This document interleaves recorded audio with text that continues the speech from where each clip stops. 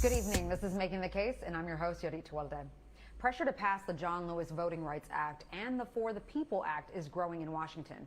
And now one of the most powerful people in our nation's capital is weighing in. BNC correspondent Walter Morris spoke with Speaker of the House Nancy Pelosi. Well, we only had a few minutes uninterrupted with Speaker Pelosi, and on some topics, she spoke very freely. With others, not so much.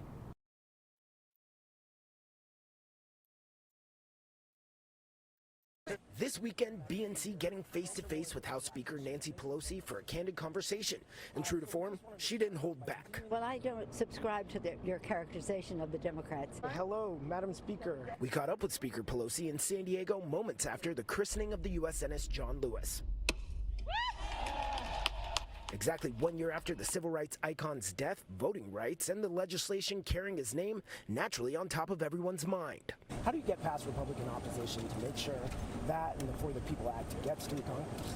Well, the bill, H.R. 1, the first 300 pages of it were written by John Lewis in order to end the voter suppression. And that's essential that we pass. And then H.R. 4, which is the Voting Rights Act, which is absolutely essential because of the actions of the Supreme Court. We have to get them done. We must persist. John was persistent. We must persist. We cannot take no for an answer, because it's not. It's about our democracy being at stake. And people of color, low-income people are at more of a disadvantage.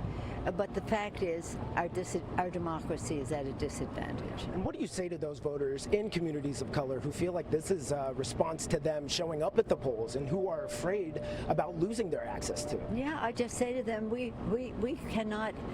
We're not going to stop until we get the job done. Speaker Pelosi says she's confident that H.R. 4, the John Lewis Voting Rights Advancement Act, will pass the House within the month, and she's hoping Democrats use an exemption to the filibuster rule to get it over the finish line in the Senate. There has been criticism of the president's reluctance to mention the filibuster. Your response to that? Well, I think the president did what he did in Philadelphia, and that was good. He said it was imperative. It was imperative that we pass these bills. How they negotiate where we go from here is not necessarily something you do in a speech. While that showdown shapes up in the Senate, lawmakers are also looking to get answers about the insurrection. Pelosi says despite Republican stonewalling, they have a quorum to hold the first hearing of the January 6th Select Committee the last week of July. And she promises to proceed even if House Minority Leader Kevin McCarthy doesn't appoint anyone from the GOP. And then your message to the American people who might be sitting there saying, hey, how does this committee do what it says it's going to do when you have members of Congress who won't even acknowledge what happened, what we all saw in front of us? No, that is very discouraging.